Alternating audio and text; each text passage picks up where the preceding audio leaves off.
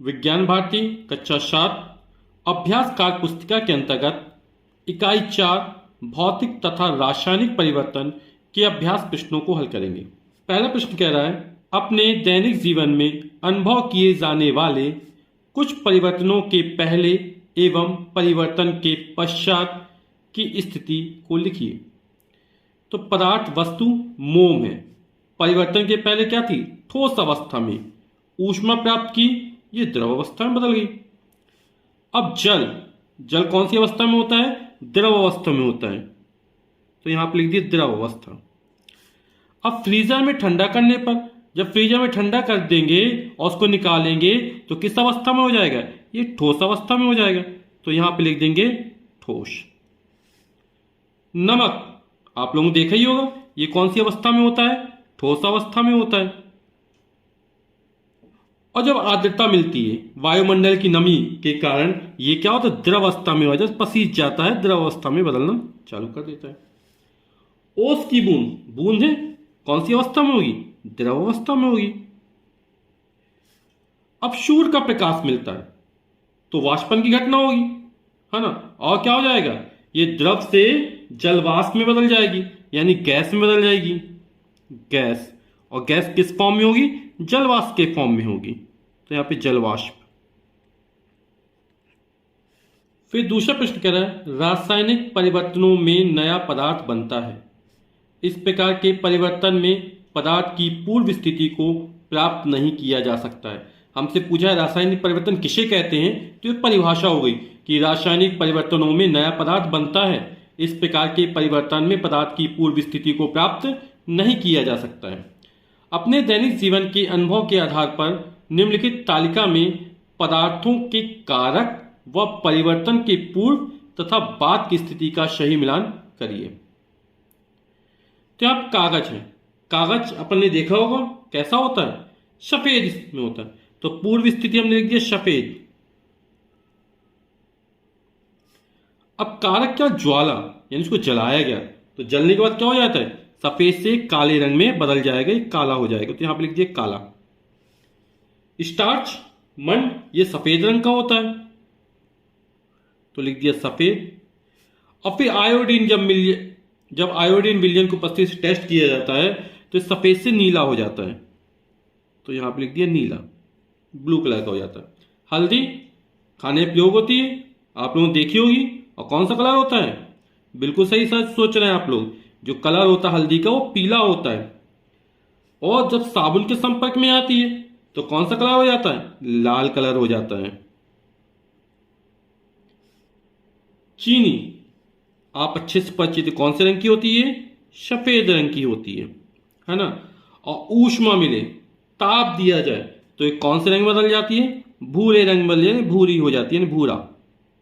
फिर क्वेश्चन तीसरा कह रहा है, दिए गए कथनों में से असत्य कथनों को छांटकर उन्हें सही कीजिए। जो असत्य कथन है उसको छांटना है और उन्हें सही करना है। जैसे कह रहा है, कागज को छोटे छोटे टुकड़ों में बांट देना रासायनिक परिवर्तन नहीं है। तो हमारा कैसा कथन है? बिल्कुल सत्य कथन है, क्योंकि कागज के जब छोटे छोटे टुकड़े किए जाते हैं तो छोटा टुकड़ा वो भी कागज कहलाएगा, उसके गुण थोड़ा बदल जाएंगे। जो बड़े कागज के गुण हैं उसके टुकड़े करने पर वो छोटे कागज के गुण भी वही रहेंगे। तो कागज के टुकड़े करने पर उसके गुण नहीं बदलते हैं, यानी ये कैसा परिवर्तन? भौतिक परिवर्तन होगा। और इसमें लिखा है रासायनिक परिवर्तन नहीं है, यानी ये क्या हो जाएगा? सत्य कथन हो जाएगा हमारा। ठीक है, पत्तियों से खाद बनना एक भौतिक परिवर्तन है। तो जब पत्तियों से खाद बनती है तो वहां पर ये जो फिर पत्तियां नहीं रह जाती हैं, है ना, एक नया पदार्थ बन जाता है, तो ये क्या होगा? रासायनिक परिवर्तन होगा। और बोल रहा कैसा परिवर्तन है? भौतिक परिवर्तन है, तो ये हमारा क्या हो जाएगा? असत्य हो जाएगा। तो असत्य कथनों को छांटकर उन्हें सही कीजिए, तो लिख देंगे पत्तियों से खाद बनना एक रासायनिक परिवर्तन है।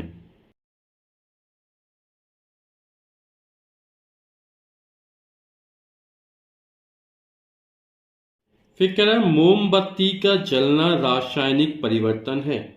तो बिल्कुल सही कथन है हमारा। तो मोमबत्ती जलना कैसा है? एक रासायनिक परिवर्तन है। फिर से हम उसी तरह उससे मोम प्राप्त नहीं कर सकते हैं।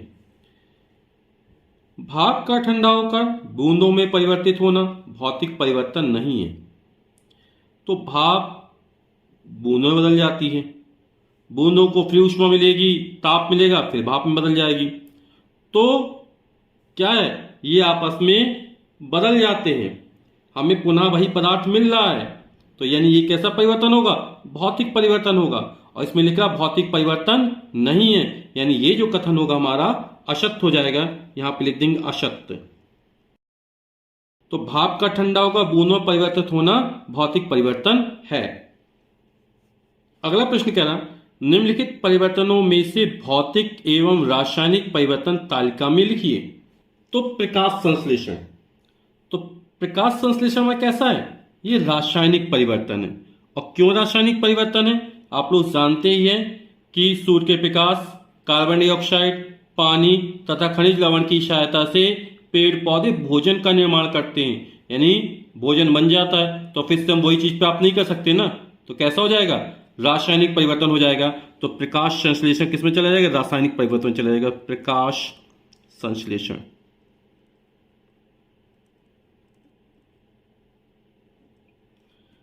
पानी में शक्कर घोलना, पानी में शक्कर घोले, पानी को वाष्पित कर दे, फिर शक्कर मिल जाएगी। तो पानी में शक्कर घोलना कैसा है, भौतिक परिवर्तन है। कोयले का जलना, कोयला जल जाता है, राख बन जाती है, फिर उस राख से हम कोयला प्राप्त नहीं कर सकते, यानी एक नया पदार्थ बन गया। और जब नया पदार्थ बन जाता है तो ऐसा परिवर्तन कैसे कहलाता है, रासायनिक परिवर्तन कहलाता है। तो कोयले का जलना लिख देते हैं। मोम का पिघलना, मोम का जलना रासायनिक परिवर्तन, जबकि मोम का पिघलना भौतिक परिवर्तन है। तो यहां पे मोम का पिघलना क्या हो जाएगा, भौतिक परिवर्तन में डाल देंगे। भोजन का पाचन, जब भोजन पेट के अंदर जाता है तो एक नया पदार्थ बन जाता है ना, फिर हम उससे वही नहीं बना सकते हैं, ठीक है। तो एक जटिल रासायनिक प्रक्रिया है। तो भोजन का पाचन किसमें चला जाएगा, रासायनिक परिवर्तन में चला जाएगा। कांच का टूटना, कांच टूट जाता है तो कांच ही कहलाएगा, गुण तो वही रहेंगे ना, तो वो परिवर्तन नहीं होने वाले। तो कांच का टूटना कैसा है, भौतिक परिवर्तन है। तो भौतिक परिवर्तन क्या होता है, भौतिक परिवर्तन में पदार्थ का रूप बदल जाता है परंतु कोई नया पदार्थ नहीं बनता है। भौतिक परिवर्तन के पश्चात हम पदार्थ को पुनः पूर्व स्थिति में प्राप्त कर सकते हैं, लेकिन रासायनिक परिवर्तन नया पदार्थ बन जाता है और इसे पूर्व स्थिति में प्राप्त करना संभव नहीं हो पाता है। फिर प्रश्न संख्या 5 कह रहा, दिए गए कथनों के रिक्त स्थानों को नीचे दिए गए शब्दों की सहायता से भरिए। भौतिक परिवर्तन बनना है, नया पदार्थ बनना है, रासायनिक परिवर्तन बनना है, उत्क्रमणी बनना और जंग भरना है। तो बगीचों में खुले रखे लोहे की बेंचों में लग जाता है, जब खुले रहेंगे उसमें पानी मिलेगा और वायु के संपर्क में आएंगे तो क्या जंग लग जाता है। तो यहां पे लिख देंगे जंग। यह एक रासायनिक परिवर्तन है क्योंकि जंग लग जाने पर हम पुनः उससे लोहा प्राप्त नहीं कर सकते उसी तरह के। तो ये कौन सा परिवर्तन, रासायनिक परिवर्तन हो जाएगा क्योंकि इसमें एक नया पदार्थ बन जाता है। कैसा पदार्थ बन जाता है, नया पदार्थ बन जाता है।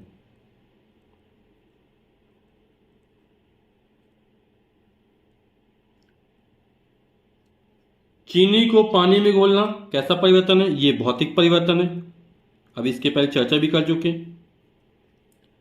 भौतिक परिवर्तन सामान्यता होते हैं।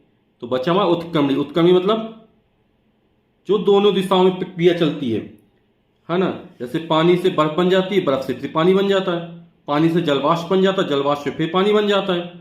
तो भौतिक परिवर्तन सामान्यता कैसे होते, उत्क्रमणी होते हैं।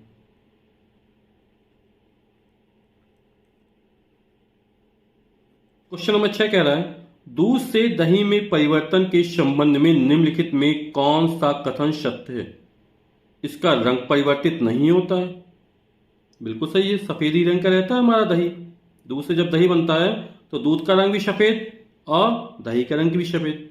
इसके स्वाद में परिवर्तन हो जाता है, बिल्कुल सही है कि दूध का स्वाद कुछ और होता है, दही का स्वाद कुछ और होता है, तो ये दोनों सही है। दही से दूध को पुनः प्राप्त नहीं किया जा सकता, ये भी बिल्कुल सही है। एक बार दही से दूध बन गया तो दूध से दही नहीं बन सकता। यह द्रव से ठोस में बदल जाता है। तो जो दही होता है ठोस नहीं होता है ना, लगता ठोस है बाहर से लेकिन ठोस होता नहीं है। तो ये हमारा कथन क्या गलत हो गया। तो पहला, दूसरा, तीसरा कथन हमारे सही है। तो उपरोक्त के आधार पर नीचे दिए गए विकल्पों में से सही विकल्प चुनिए। कथन 1 व 2 सही है, हमारा तीसरा भी कथन सही है। 1 व 3 सही है, 1 3 4, 4 तो हमारा गलत है। 1 व 4 सही है, इसमें कोई सही नहीं नजर आ रहा। लिखा अगला, कोई विकल्प पूर्णतः सत्य नहीं है, बिल्कुल सही है, क्योंकि हमारा पहला भी सही है, दूसरा भी सही है और तीसरा सही है, तीनों सही है। तो और चूंकि इनमें कोई दिया नहीं है ऐसा, 1 2 3 होता तो हम मान लेते ये सही निकल जाता, लेकिन 1 2 3 है ही नहीं है।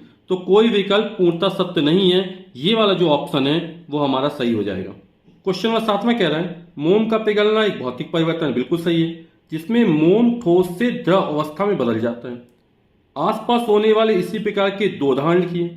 तो आसपास बहुत सारे उदाहरण हैं, जैसे पानी को शक्कर में घुलना भी चर्चा की थी, चौक का पानी में घुलना हो जाएगा, नमक होता है वो ठोस अवस्था में होता है और जब आर्द्रता के संपर्क में आते द्रव अवस्था में बदल जाता है। तो ये भी हमारा भौतिक परिवर्तन का उदाहरण है। तो लिख देते हैं, तो पानी में शक्कर का घुलना, चौक का पानी में घुलना, ये हमारे क्या भौतिक परिवर्तन हो गए। क्वेश्चन नंबर 8 कह रहा है समझाइए कि लकड़ी का जलना एवं लकड़ी को 2 भागों में काटना ये 2 भिन्न प्रकार के परिवर्तन क्यों हैं। क्योंकि जब लकड़ी जलती है तो राख बन जाती है, और राख कैसे एक नया पदार्थ है, और जिसमें नया पदार्थ बन जाता है वो हमारा रासायनिक परिवर्तन कहलाता है। लकड़ी को जब 2 भाग काटेंगे तो लकड़ी के गुण नहीं बदलेंगे, कहलाएगी तो लकड़ी ही। तो जब पदार्थ के गुण नहीं बदलते हैं, वही रहते हैं, तो क्या भौतिक परिवर्तन कहलाएगा हमारा। तो लकड़ी को 2 भागों में काटना भौतिक परिवर्तन है और लकड़ी का जलना रासायनिक परिवर्तन है। तो लकड़ी का जलना रासायनिक परिवर्तन है क्योंकि इसमें एक नया पदार्थ राख बनता है, जबकि लकड़ी को 2 भागों में काटना भौतिक परिवर्तन है क्योंकि इसमें लकड़ी के गुण नहीं बदलते हैं। क्वेश्चन नंबर 9, जब कार्बन डाइऑक्साइड को चूने के पानी में प्रवाहित किया जाता है तो चूने का पानी दूधिया हो जाता है, ऐसा क्यों होता है, निम्नलिखित समीकरण को पूरा करें।